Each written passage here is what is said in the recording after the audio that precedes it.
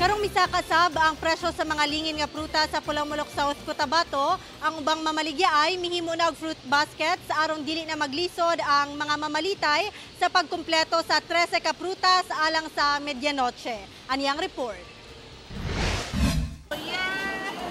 Kamatikdang gamay pa lang ang gapamalit og prutas dinhi sa public market sa Pulamulok South, Cotabato. Apan lauman matud pa nga adlawng Biyernes hangtod na sa Domingo, mudagsa na ang mga mamalitay og lingin nga prutas nga kauban sa ihikay matag medianoche. Gani tradisyon na sa mga Pinoy nga mag-andam gayod og mga bilog nga prutas tungod sa tinuuhan nga magdala kini og swerte sa bag-ong tuig.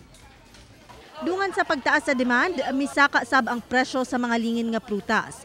Ang orange ug apple tag 10 pesos to 35 pesos depende sa gidakon.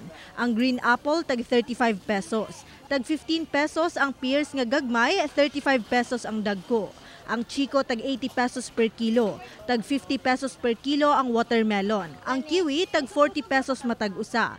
Ang mangustin 200 pesos per kilo. Ang oway tag 200 pesos per kilo. Ang longgan tag 250 pesos per kilo.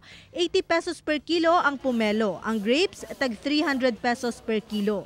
Sa mga paigo lang ang budget, pwedeng makapalit og ginagmay sama ning grapes nga nakaputos. Ang pinakagamay tag 50 pesos lang. Mas okay po nga mas sayo pa sila mamalit og mga bilog-bilog na prutas kay maka-less pa sila sa mga prices. Sa mga buot og less hassle sa pagpili og prutas, duna sila isama ni ining nakabasket na. 13 kinds nga prutas, kompleto ta dire. 300 lang siya, ma'am. May urayata na may basket na. Kauban si Gary Balantay sa kamera. Ako si Abby Caballero para sa One Mindanao.